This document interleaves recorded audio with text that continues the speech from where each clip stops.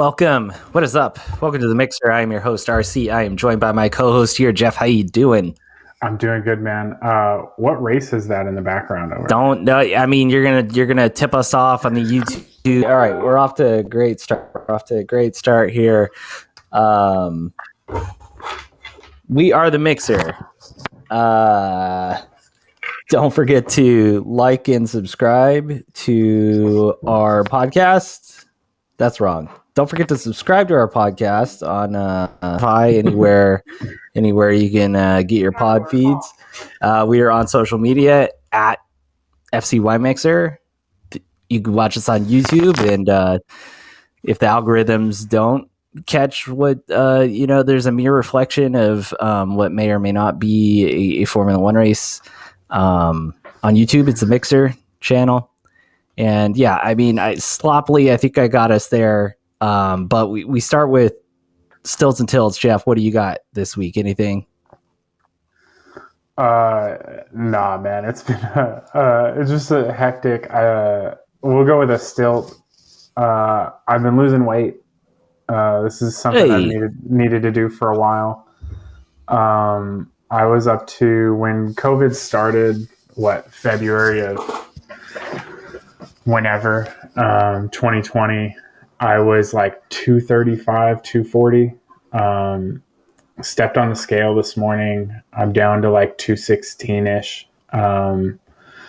Running 4 days a week. I got a little training plan I'm following. It's I know you've run in the past and stuff. This is a guy by the name of Hal Higdon. He was recommended to me by one of my cousins. And she said he has good training plans. So I just grabbed his like beginner one. It's like basically a building your base plan. Like it's like this week is 2 miles, a 3 mile run, 1.5 mile run, and then a 4 mile run as like your long run. Right. And the longest run on this plan is like 6 miles. I'm basically a third of the way through it and really enjoying it, feeling good. Yeah, that's my still. Also started going to the gym again. The main goal is running, so not trying to do anything like super heavy lifting wise, but just trying to get back and build good habits again. Awesome. 2021, the year of health. Yeah. I mean, congrats, dude. It's not easy. Just get out there. That's my advice, is to establish that habit and just stick into it, because once you break that habit, then like there goes your progress, and it takes a lot of effort to get that habit going again. I mean, that kind of transitions nicely into what I got going on. I guess it's a stilt, but I haven't worked out since I moved, but my workout has been home construction, and I've noticed since I started doing that, the beard's coming in a little thicker. So I think my T levels are at an all-time high from hanging drywall and all that shit. Also got my first crypto miner, so that's great, but also tilting because crypto took a little bit of a dive over the last few days, and then also the helium, the crypto I'm mining, the networks was down for the last 24, 48 hours, and I just got my antennas up, and the second one I got up, and the network's been down, so it's just trying to figure out like how it's working, and it's like, well, the entire network's down. It's like, oh, great, of course, yeah. Right now. But I mean, overall, good shit. And then also like we didn't get to record last week. Had actually like 2 family emergencies that were freaking wild. Like both my dad and my daughter, separate incidents, ended up in the ER, like 48 hours apart. I mean, it was wild. Luckily, they're both fine. In the end, I suppose both minor incidents, kind of false alarms on the daughter, but yeah, it was a hectic week last week. So yeah, I mean, that's what we got going on. But let's get into it. there's plenty of stuff to tilt in the sports world. Jeff, I'm gonna leave it up to you, my man. Do you want to start F1 this week? I mean, the race is great, or stick to football, like we're told to do. So I'd rather start F1. It's what I'm more interested in, to be completely honest. So yeah, that would be my thought on that. Yeah, we're getting down to, what is it? There's 3 races left. There's Saudi Arabia, Abu Dhabi's the last race, and I'm missing Jeddah. one. That's the Saudi Arabia track. Is it Qatar? Yeah, I don't know. I don't know. There's too many new tracks, but anywho, so we got 3 races left. It was the Sao Paulo Grand Prix, not the Brazilian Grand Prix. I don't know what. I noticed some tracks are rebranding. They're not going with the country name. They're going with like the city, whatever. Not important. Interlagos, classic track. Sprint qualifying weekend. Go. Not to spoil too much, but we know how petty Formula One teams are. And there was a thread on Reddit that said Red Bull might protest the results of the race because Mercedes called it the Brazilian Grand Prix, and so did the FIA. But the actual name of it was the Sao Paulo Grand Prix. And so, yeah, just kind of, I'm sure we'll get into it with some of the things that happened this weekend, but I just thought that was pretty funny that people were making jokes about the pettiness of the teams in F1. Yeah. So, yeah, I mean, there was a lot going on this weekend. Ferrari picked up points on McLaren. The only reason I mention that is because that's probably the only other thing we're to mention besides Hamilton versus Verstappen, Red Bull versus Mercedes, because, I mean, that was a whole drama on their own. I mean, Pierre Gasly had a good weekend, as he usually does. Ricciardo had an engine failure in McLaren, like, blah, blah, blah. I think maybe Kimi Räikkönen scored a point. That's another takeaway. But, I mean, everything this weekend was about Verstappen versus Hamilton, Red Bull versus Mercedes. And so it kicked off on the pre-qualifying. I don't know what the fuck they call it. The Saturday qualifying on these weekends that don't make sense. Race? But I love. No, the sprint race is sprint qualifying. That's on Saturday. No. You're talking about the Friday qualifying. So after FP1, the actual Friday qualifying section. Yeah, to set the grid for sprint qualifying. So Hamilton turns in a burner of a lap, as they say. Qualifies first by about half a second, which is insane. Pretty insane. Brazil's a short track, so you would expect it to naturally be close just because it's a short track, so the times are going to be closer. There's less space to space out over the track. You gain more of an advantage. And I mean, Red Bull and McLaren or Mercedes have been really close. And so it emerged after that qualifying session on Friday that Hamilton's was being investigated because Red Bull lodged a complaint or a protest or something about the flexibility of the rear wing.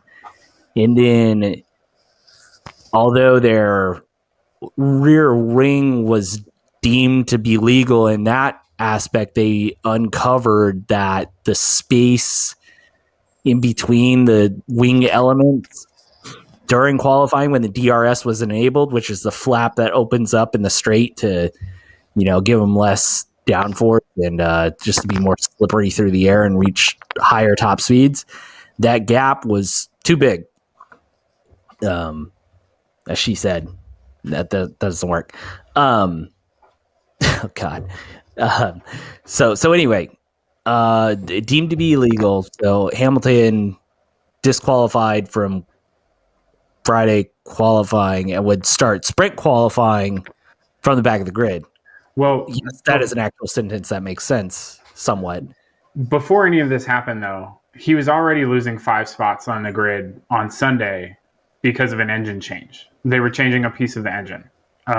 So he was already, even if he qualified first, won the sprint race, gets first, he was still at best starting in fifth or whatever, right? So, he already had that penalty. This thing happens, no one knows what's happening during actual qualifying. And then afterwards it comes out, the rear wing failed inspection or whatever. And then they really went into kind of a detailed thing of what happens. So the rear wing, when it's closed, has to be within 10 to 15 millimeters or something like that. Mm-hmm. When it's open, it can only open to 85 millimeters. And so they use this tool that allows them to push through, and it's not supposed to be able to get through kind of thing. But when they tested Lewis's Mercedes, it passed when they tested the middle of the wing. But then as they got towards the outside of the wing is when it failed. Mm-hmm. And then on Sunday, I'm not sure if this was right because this seems extremely minimal to me. They said it failed by 0.2 millimeters, which is really, really small. Mm-hmm. Right? So I don't know if that measurement at the end was right, if that's what it failed by or what, but just to kind of give an idea of what happened, that's what happened. His wing opened a little bit too much, right? And they tested it. So then, since they can't redo qualifying, right, and they didn't catch it during qualifying, they don't get the opportunity to fix it or anything. So then essentially wipes his times out, and he gets disqualified, starts from last place on Saturday. 0.2 millimeters. Yeah. I mean, that's probably thinner than the diameter of your nail, like a fingernail or something. That is really. That's what they were saying really on Sunday. Obviously, we're an imperial country, so we don't mess with millimeters very often. So yeah. I don't know. I couldn't even tell you what a millimeter is. But I fuck with the metric system. I mean, I personally like the metric system better, but day-to-day life, I deal in inches and feet more often than I do millimeters and meters, right? So I don't know what a millimeter is. I measure everything by inch by 3 inches. It's just that's my standard unit of measurement. That's smart. Yeah. So yeah, kind of ticky tack. Maybe not. Little gamesmanship. Who the fuck knows what's going on? But something emerged after qualifying was fan video of Verstappen going up and checking Lewis's rear wing, touching Lewis's rear wing. And I mean, Hamilton's car did not consent to that touching. And so he picked up a 25,000 It was a 50,000 pound penalty. Nailed it. Yeah. Or fine. I mean, I use the Bitcoin standard, so I mean, I don't know how much that is. It's all fake money anyway. But yeah, he picked up a fine. Red Bull got a fine of some sort. No grid penalty or nothing. So he qualified second. He would start sprint qualifying first. And that set up sprint qualifying for Saturday. Is there anything I'm missing? Recapping the story heading into sprint qualifying.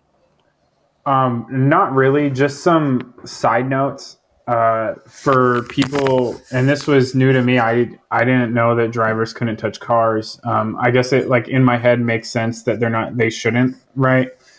But a lot of people were talking about why is Max getting fined?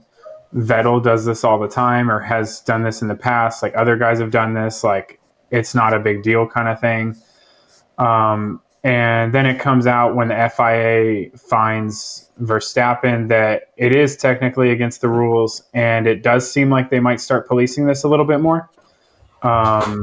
and maybe this was an issue because it was between the two championship contenders, so they don't want one messing with the other's car. Whereas, like, if Vettel does it to a random car, what's the harm in that, right? Yeah.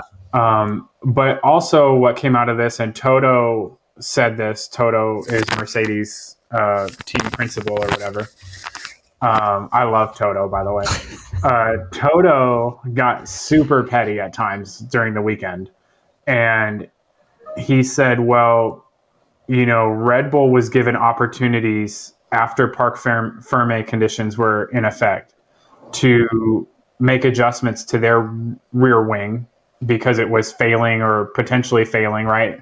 That's why Red Bull in Mexico had duct tape and stuff on their rear wing. I missed that. Yeah, so Toto was bringing that up, like, why didn't we have a chance to, like, mess with our wing kind of thing, right? Essentially saying that the FIA is playing favorites, which would actually continue into the actual race, but we'll get there later on. So, but yeah, that's really where we're at going into the sprint race. So, starting grid for the sprint race after the penalties was we had. This can't be right. Hold on. I'm checking it right here. Well, it was Max 1. So it was Max 1. Valtteri 2. Mm-hmm. Perez 3, Gasly 4, Sainz, Leclerc 5 and 6, and the rest doesn't matter. Followed by McLaren, Alpine, blah, blah, blah, blah, blah. Yeah, and Lewis DFL. Dead freaking last. So, in the sprint qualifying, Hamilton just absolutely charges through the field, finishes 5th. Monster drive, what is a half race then, since it was like 30 laps. Bottas gets Verstappen early and is able to hold on to win the sprint qualifying. So Verstappen finished 2nd, Sainz finished 3rd, Perez dropped down to 4th. So Sainz gained a few positions in Ferrari. But I mean, Lewis finishing 5th. I mean, that drive on its own was spectacular. In half a race distance, he was able to climb to 5th.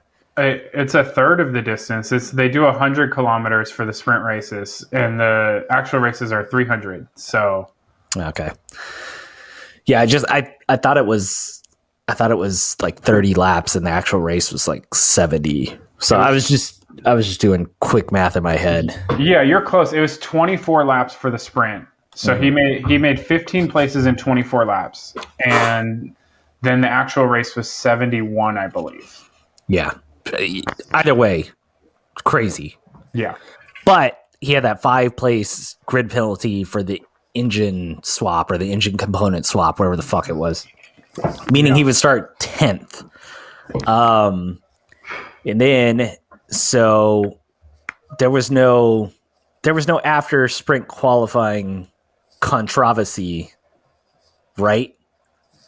No, just really a continuation of what had been going on. And then obviously there was the everyone trying to figure out why Lewis was so fast, right? Yeah. Like, obviously he got the new engine piece, but everyone's trying to figure it out. So that's about it.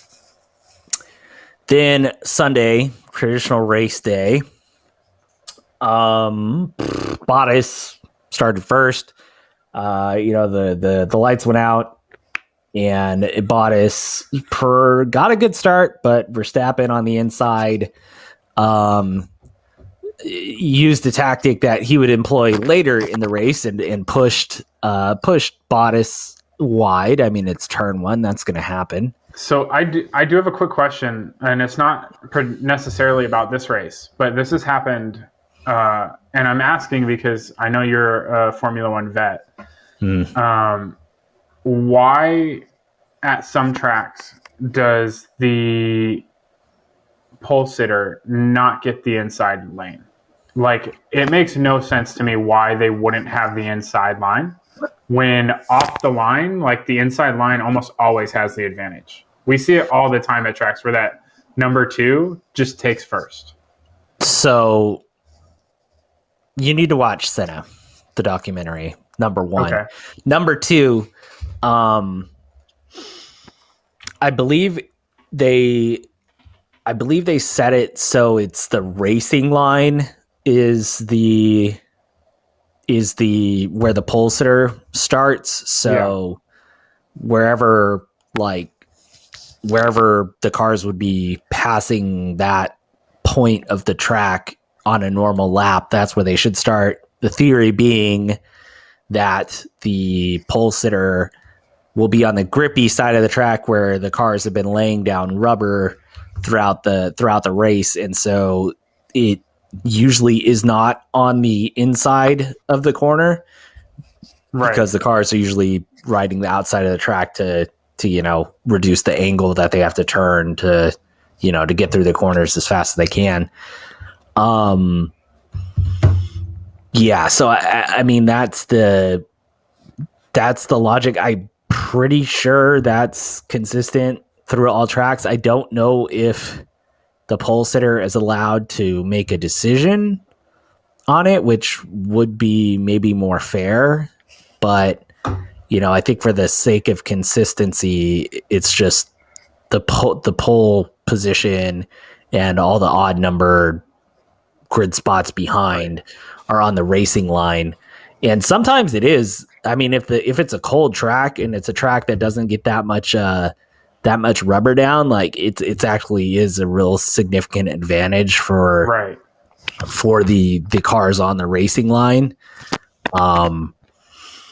I mean, maybe not so much on this track, but it was warm on Sunday and the tire technology is better now, so less of a factor as it used to be. But I remember, back in the day, it was almost like a detriment to qualify second. It's like you wanted to be first, third, fifth. Like you did not want to be on the cold, dirty side of the track. So, but yeah, I mean, maybe these tracks where it's kind of a short run into turn one, where you don't have to worry about that drive or whatever. But yeah, I mean, that's the reasoning behind it. Gotcha. That makes sense. Maybe it's just this year. Maybe this year's been weird or whatever, but it seems like a lot of times whoever's in second is taking over going into that first turn. But yeah, okay, back to the race. So Max pushes Valtteri wide to take first. Yeah.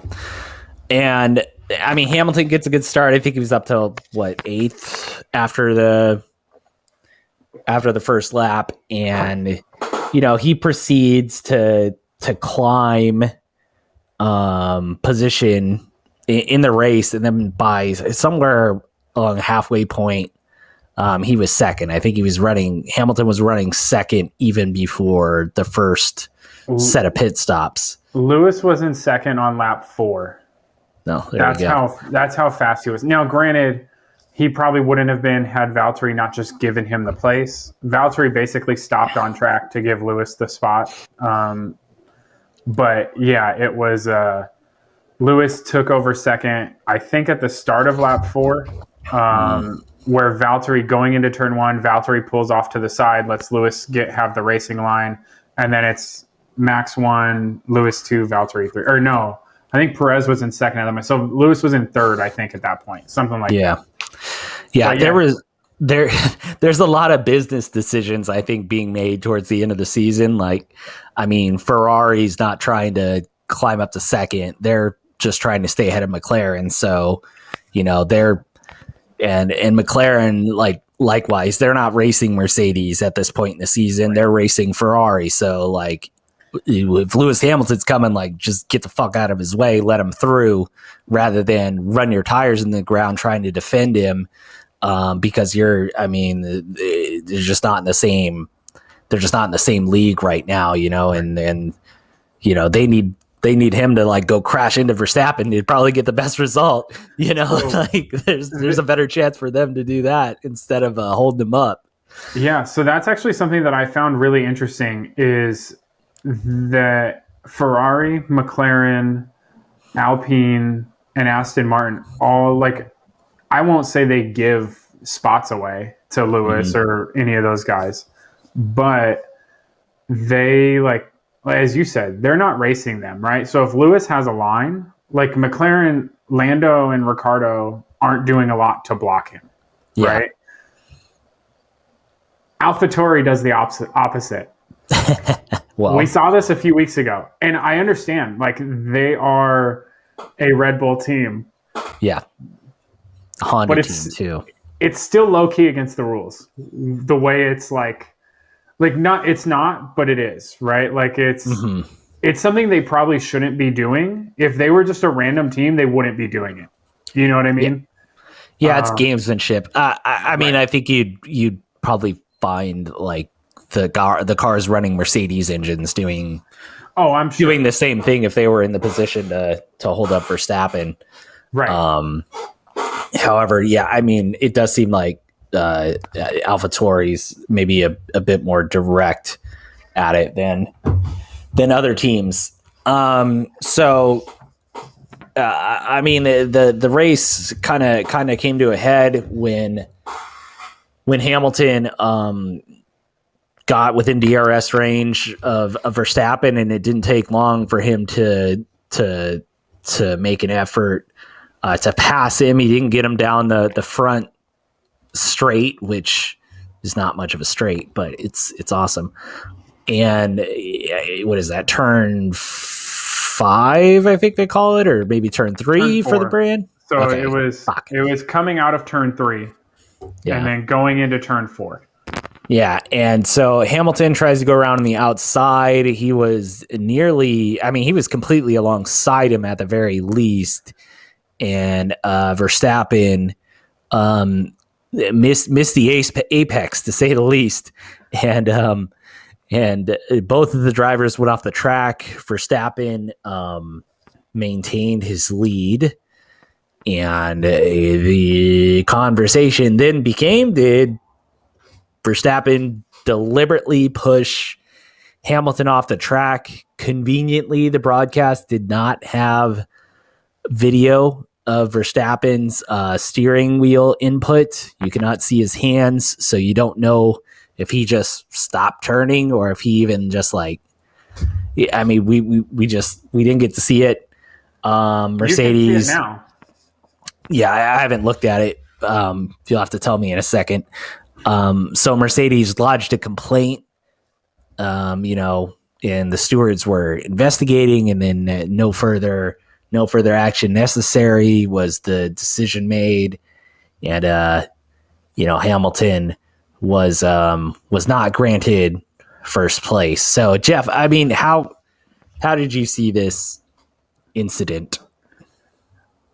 Okay, so this goes back to Silverstone for me, and this is why, in my view, you judge the actions and not the outcome. Mm-hmm. What Max did here may have been at a lesser speed than what Lewis did at Silverstone, but it was the same thing. Now, Brazil, there's more runoff, and they didn't actually make contact. Lewis saw it coming and decided not to even try to turn in, right? Because he's the one losing in that situation. But it was the same action, essentially. Max went into the corner too hard. You can see by the replay where you do see his hands. It's not that he ever tries to turn and it's not that he like tries to hit the apex, sees Lewis, opens it up and goes back out. Like that doesn't happen. He just goes in too hard and brakes too late, knowing that Lewis is on the outside. And I saw a breakdown, like when they hit the braking zone, Max's front tires are even with Lewis's back tires. Right? But then Max catches up because he doesn't brake, whereas Lewis does. Okay? And so, I don't know if there's more runoff. The Silverstone exit it turns into gravel pretty quickly, I believe. So there's probably not a lot of runoff there. Mm-hmm. But Brazil, luckily, they're both able to go off the track and come back on and continue the race, right? But to me, the action that Max did was the same as what Lewis did in Silverstone, except Lewis actually stayed on the track. He didn't go off the track, and maybe he was aided by him and Max touching or whatever, but Max's was worse in terms of trying to take the corner. Personally, I think it should have been a 5-second penalty. Next pit stop, take the 5 seconds. If you don't pit, you get 5 seconds. I think it would be really hard to penalize him now because what do? I've heard a lot of people throw out the like 3-place grid penalty. But it would also look really bad for the FIA, I think, for themselves to penalize him now, because it's like, if there was any question, why didn't you just say, hey, we need to look at all the info at the end of the race, instead of saying no penalty, right? Yeah. But that's my view on it. Like I said, Silverstone might be going a little bit faster, but the actions were the same. So I think the punishment should be similar. I wish I had seen that cockpit camera view. I mean, it's one thing to also look at the video. I got the tapes.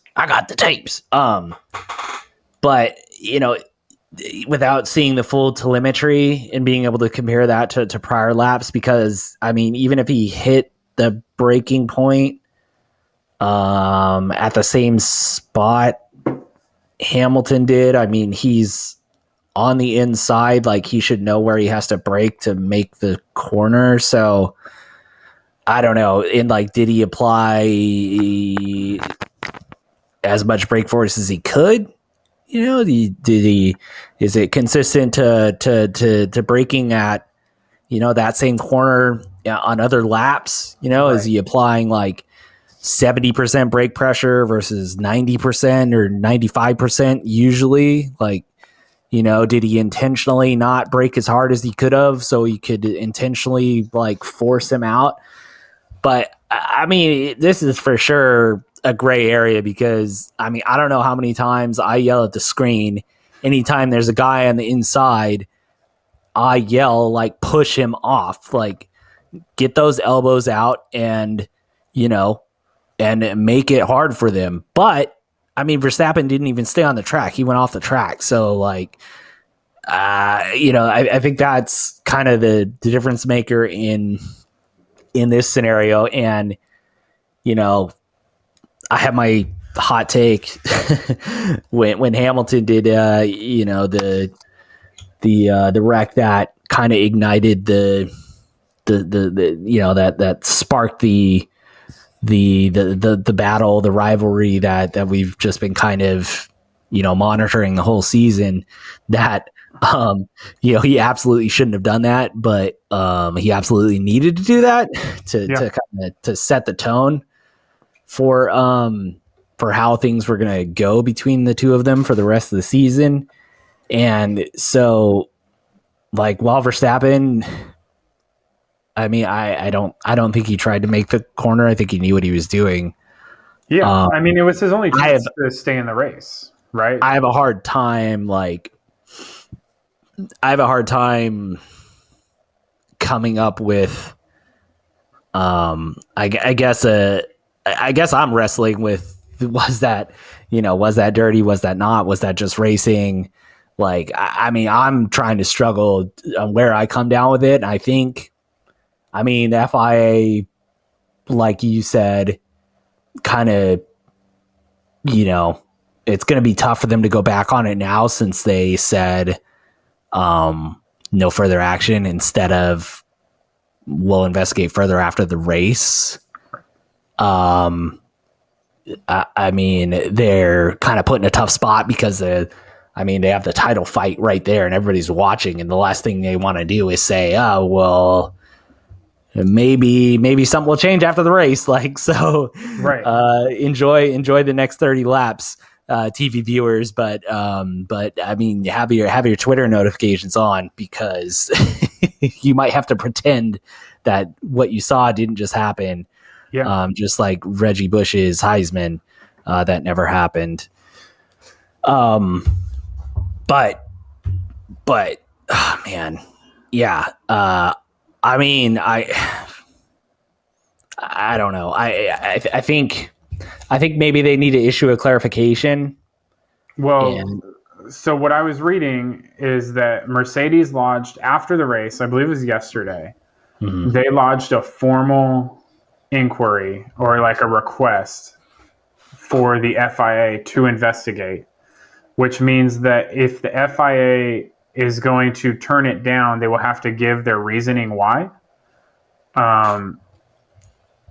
So we'll get something out of it, right? We may not, we'll get why they turned it down at the very least. And we may get a Verstappen penalty or something, right?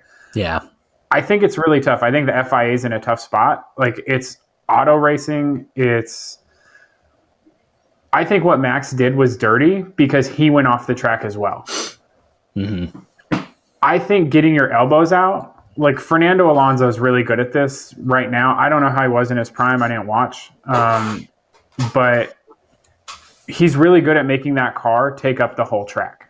But he doesn't go off the track. I think it crosses over from good racing to dirty racing when you leave the track to get something done, is my view. I think if you're not, realistically, if you're not in front of the car, you need to leave them some sort of room. It doesn't have to be a lot, but you have to let them stay on the track, for me personally.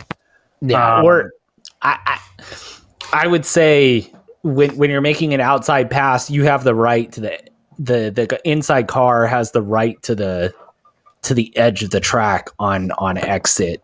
But if you go off track, like, I mean, there should be some sort of penalty. You should have to give up the position. Usually that's what happens. They give up the position. Right.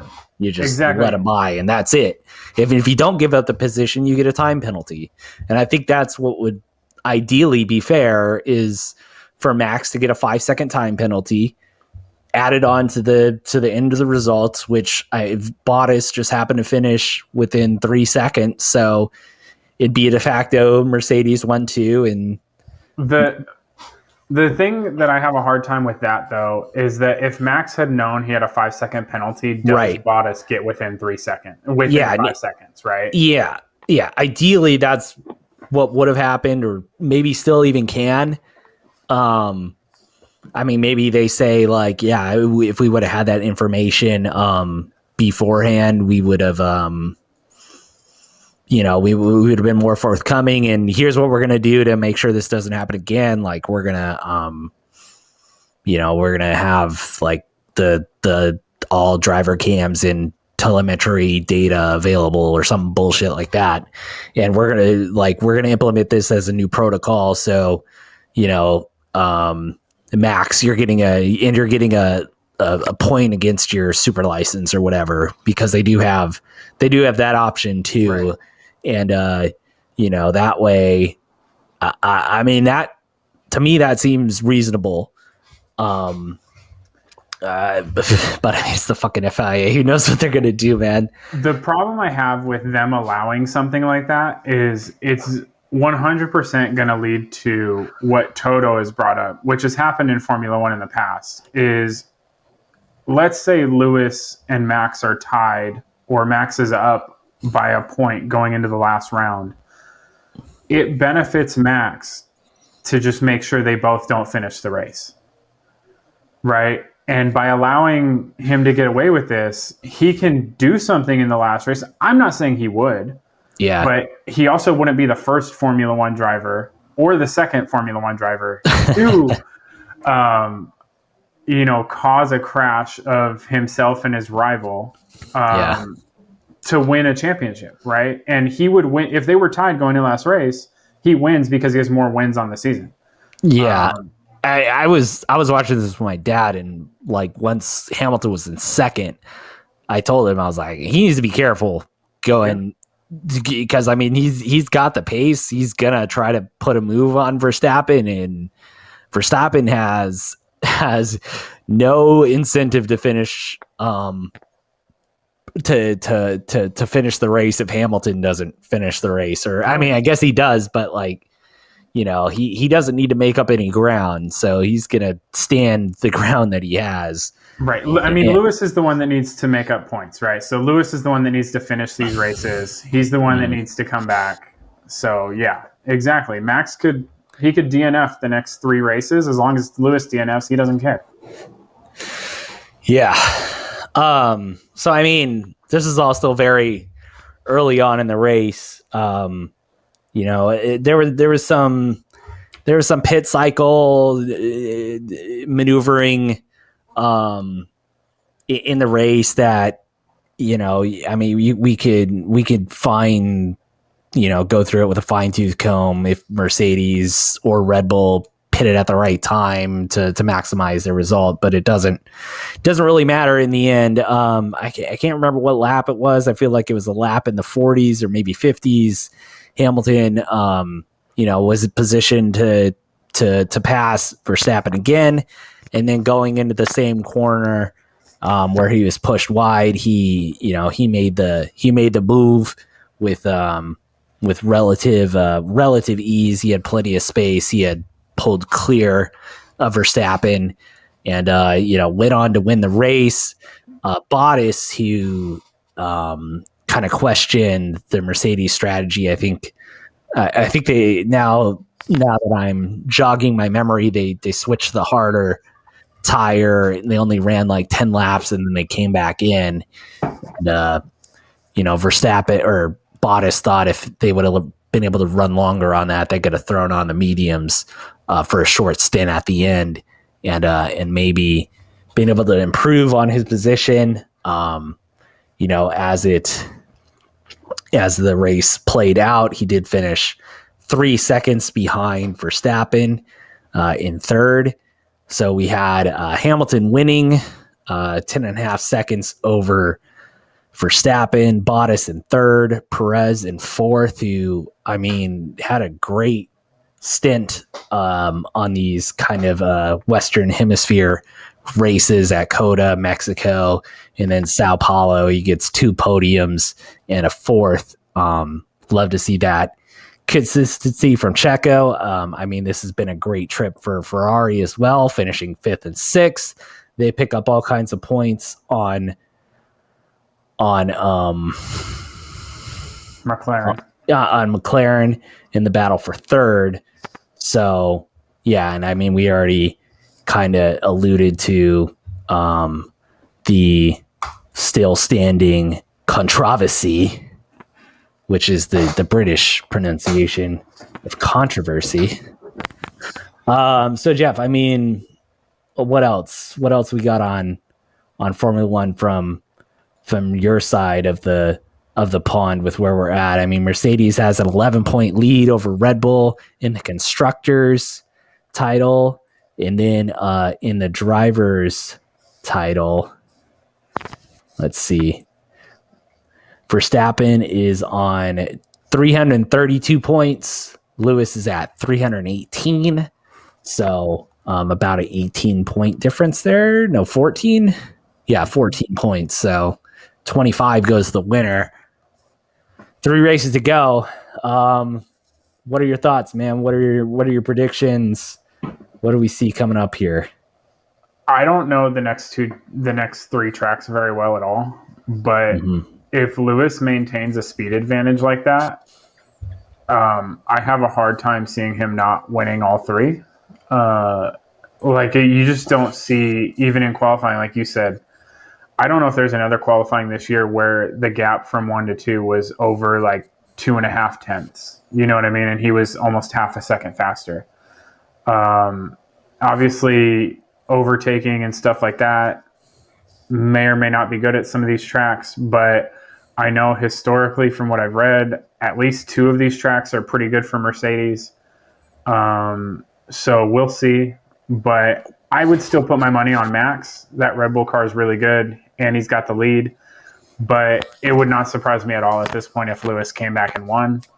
Looks like Ferrari's going to lock up third in that championship. McLaren just isn't closing out very strong, and I actually think they got a little bit unlucky on Sunday. Lando made a great move at the start. He went from, what was it, like 7th or 8th up past Sainz, and it was as he was trying to pull in front of Sainz, because he had to go not off track, but like kind of off track to get it done. As he was pulling back on, Sainz's I forget if it was his front right or if it was his wing hit Lando's rear left tire and punctured, and which kind of, it didn't ruin his race, but it ruined his race. Right, he still finished with a point. He finished in 10th, I think, something like that. But yeah, other than that, I mean, the rest of the field is what it is. Haas is terrible. Hopefully, they're better next year. Williams is not good. Alfa Romeo has a new driver for next year. Yeah, that's really all I got there. So the next track is Qatar, which it's been around a while, but Formula One's never raced here. It does a lot of GT races and the Superbikes race there. It was added on, I believe, in place of the Japanese Grand Prix.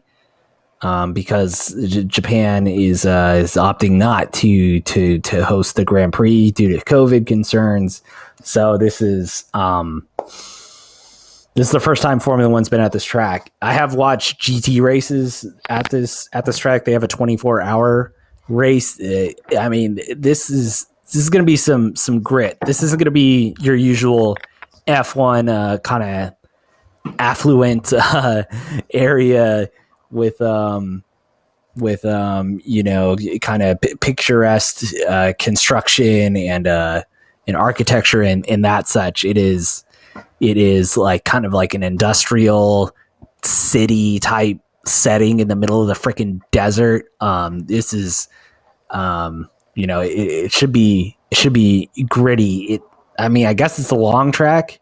It's only a 57 lap race. 5.38 kilometers. I mean, looking at the track layout, there are, you know, two longish straights. There's a high speed kind of multi-apex corner like turn 8 in Turkey that goes into another. So, I mean, this could be a Mercedes track. I would say it's probably more neutral than favoring a an engine car versus a high aero car. And then Saudi Arabia is a total wild card, but I mean, it looks like you want to have good aero at that track. So I would say that favors Red Bull, and I would say the final track has traditionally favored Mercedes. With Abu Dhabi, it's the fucking boringest track on the calendar. But I mean, it looks cool as shit. So I mean, it's anybody's game.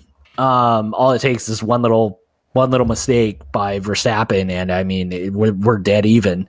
So, you know, after the last race, I was kind of down. I thought it was going to be a procession, but I mean, Hamilton had the drive of his life. I mean, that is one of the most impressive drives I've ever seen, between sprint qualifying and the race. And, you know, he was wearing the helmet in tribute to Senna, his, you know, big inspiration to him. I mean, and you can tell that he knows his history because he had the Brazilian flag and he draped it over his shoulders. I mean, like mirror image of the way Senna did when he won his first Brazilian Grand Prix. So really cool to see, you know, paying respect to maybe the greatest racer that the sport has ever had. So yeah, I mean, I just keep gaining more respect for Lewis, and you know, he's won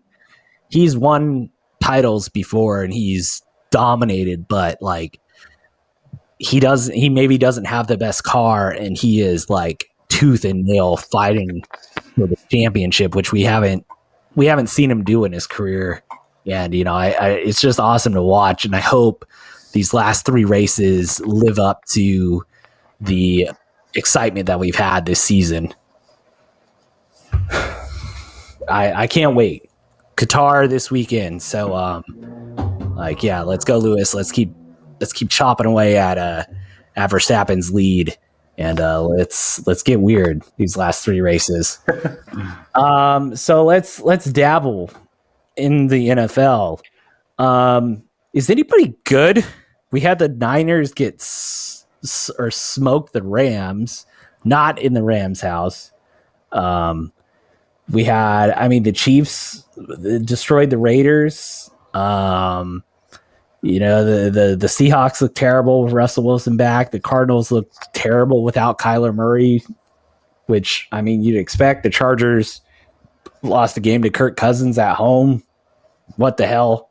The Bucs lost to the football team, a team that has no name. The Lions tied somebody; they didn't lose. And the Ravens got smoked by the Dolphins on Thursday night. So what's real, Jeff? I mean, I know, is the simulation just messing with us? I think so. I mean, football's been weird this year. There's no real dominant team. It looked like the Bills might be to start the year, but then they kind of like have their ups and downs. The Ravens look like they were going to take it. It looks like the Titans might be the best team. They've won like 8 in a row or something like that. They look pretty good, but overall, I think that I think football teams are trying to figure it out going into the last part of the second half of the year, right? Like the Chiefs, maybe they figured it out against the Raiders. The Bills look like they might have figured it out, but it's tough. Football's a tough game, and more than any other sport, like they do say any given Sunday for a reason, right? So, I just think this was a weird week, and yeah. I mean, I was told a few weeks ago that the libs in the cover 2 canceled the modern NFL offense.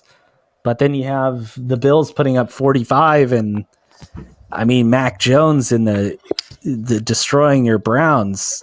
Yeah, they suck. The Cowboys destroying the Falcons, and yeah, I mean the Chiefs looking like the Chiefs. Is fake news? Is cover 2 fake news, Jeff? Cover 2 is not fake news, but its dominance might be fake news. Oh man, this is a lot of parity. Like the best teams all have 3 losses, and then the Titans are 8-2. Like without Derrick Henry? I mean, I guess the Cowboys only have 2 losses, but yeah, I mean, we got some weird stuff. I mean, we got OBJ on the freaking Rams now. I mean, there's just all kinds of storylines. I mean, I don't even. Did we even talk about? Yeah, we talked about Aaron Rodgers having COVID. Now, Big Ben has COVID. Joey Bosa may or may not have COVID. Everybody just yellowing on the freaking COVID guidelines, just going maskless interviews and stuff. I mean, just pure chaos. It's that Childish Gambino gif where he just walks in with a pizza and everything's on fire, and that's like me waking up and realizing it's week 11 or week 12. Like I was just looking at because I mean I'd written off maybe 1 or 2 of my fantasy teams just because of the like luck, and then I mean as it happens had some good results this weekend, and so I went and checked. I was like, all right, well, like let's see how many games left we have. It's like 3. I'm like, oh, before the playoffs, it's like, damn, that was quick. Yeah. So anyway, if you're out there tilting your fantasy season, just know that you're in good company. And I mean, unless you have like Cooper Kupp, Cordero Patterson, and Patterson got I'm trying to think. Well, yeah, but I mean, up until this point. But yeah, I mean, even now, you're probably like shitballs. Like, I mean, yeah, it's just been wild. Keep grinding. Mm-hmm.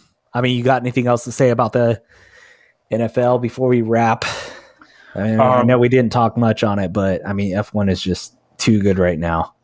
Yeah, I just think that the NFL it is what it is. It's exciting. Sundays are fun, but individual games kind of suck at times.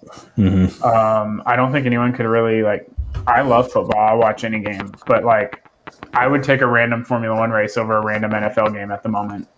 Just in terms of excitement. But I would take. No, but I would. This is what they do in Europe when somebody comes up with a hot take, right? They I would take Red Zone on Sunday over Formula One though. Yeah, that's Right, fair. like the whole of the NFL is super exciting. Individual games can suck, but I will say, like, I haven't looked at every league.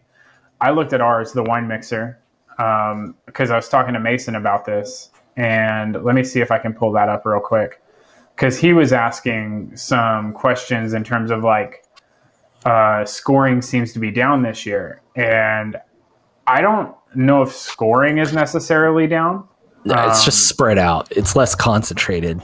That's what it is. Player Like, wise. so, well, there's that, and also team wise, right? So, like, this year, our highest scoring team, and we're in a PPR league, is 138 points per game, and our lowest scoring team is at 125, right? Mm-hmm.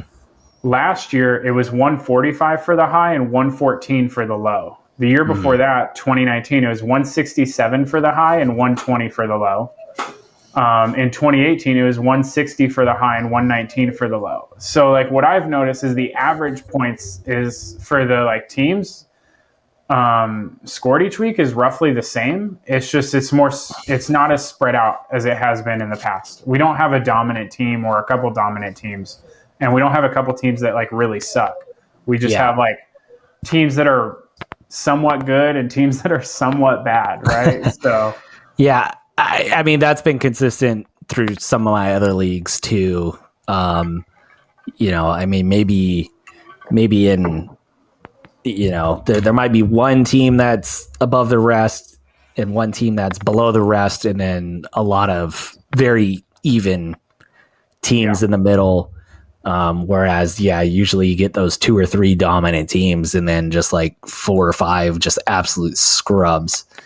So anyway, it's been a fun one though. I mean, I'm having a lot of fun this season. I mean, I can't ever imagine giving up fantasy football, no matter how how wild it gets. It's just, I mean, it's just too much fun to tinker and follow the storylines. exactly. I mean, imagine giving up fantasy football. Could you?